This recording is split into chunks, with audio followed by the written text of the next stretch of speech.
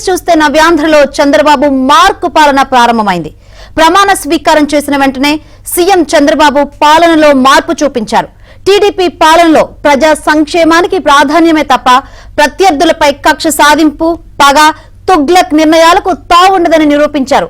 ఏపీలో పాఠశాలలు పునఃప్రారంభమైన నేపథ్యంలో జగన్ ఫోటో ఉన్నా సరే విద్యార్థులకు కిట్స్ పంపిణీ చేయాలంటూ సీఎం చంద్రబాబు ఆదేశించారు.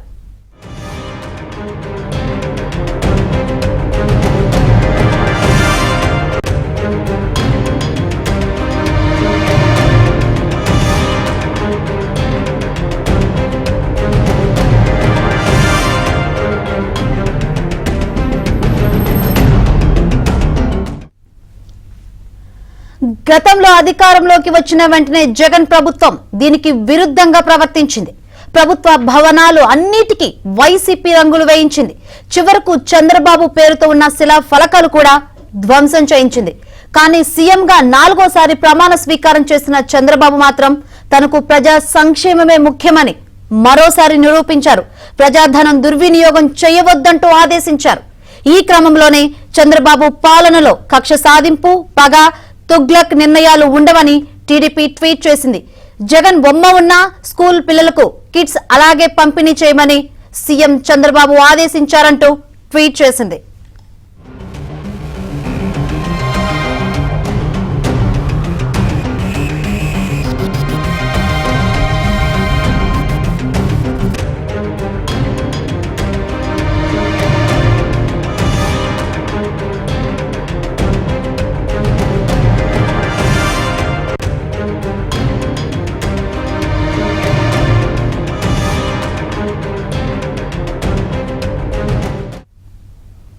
నవ్యాంధ్రలో చంద్రబాబు మార్కు పాలన ప్రారంభమైంది. ప్రమాణ స్వీకారం చేసిన వెంటనే సీఎం చంద్రబాబు పాలనలో మార్పు చూపించారు.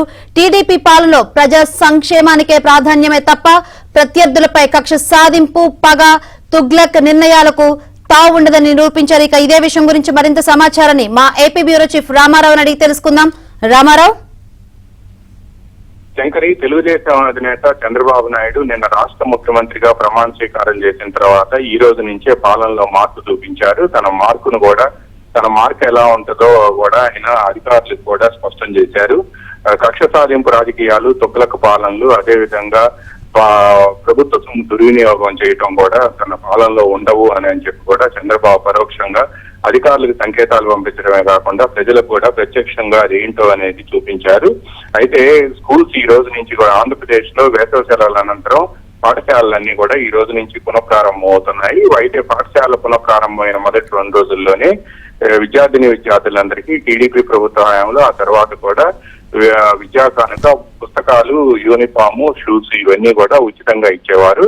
అయితే వైసీపీ ప్రభుత్వం అధికారంలోకి వచ్చిన తర్వాత ఈ జగనన్న విద్యాకానుకని ఆయన పేరు తగిలించుకోవటమే కాకుండా వీటిపై జగన్ బొమ్మ వేయటం, చివరికి బెల్ట్ ఉండే బుక్కుల మీద కూడా ఆయన బొమ్మ వేయించటం, దీంతో పాటు పుస్తకాలపై కూడా ఆయన బొమ్మ వేయించి చివరికి ఇచ్చే బ్యాగ్ పై కూడా జగన్ బొమ్మ వేయించారు. అయితే ఇవన్నీ కూడా ఈ వేసవి సెలవులకు ముందే ఈ ఆర్డర్ ఇచ్చాము అని చెప్పి విద్యాశాఖ అధికారులు చెబుతున్నప్పటికీ కావాలనే కొంతమంది అధికారులు ఇలా చేశారు అనేది కూడా తెలుగుదేశం ప్రభుత్వానికి స్పష్టమైన సమాచారం ఉంది. ఈ నేపథ్యంలోనే ఈ కిట్లు పంపిణీ చేయాలా లేదా అని జగన్ బొమ్మ ఉండటం వల్ల వీటిని పంపిణీ చేయాలా లేదా అని చెప్పి కూడా అధికారులకి ధర్మ సందేహం వచ్చింది.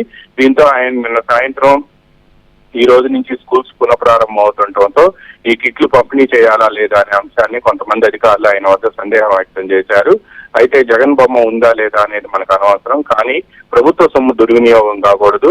ఒక ప్రభుత్వం తర్వాత ఇంకో ప్రభుత్వం వస్తే ప్రభుత్వం అనేది కంటిన్యూస్ ప్రాసెస్, ఆ విధంగా చేయటం మంచిది కాదు అని చెప్పి చంద్రబాబు చెప్పడమే కాకుండా ఈ మేరకు ఆ కిట్స్ ని కూడా పంపిణీ చేయాలి అని చెప్పి ముఖ్యమంత్రి ఆదేశాలు జారీ చేసినట్టుగా కూడా తెలుగుదేశం సోషల్ మీడియాలో ట్వీట్ చేసింది.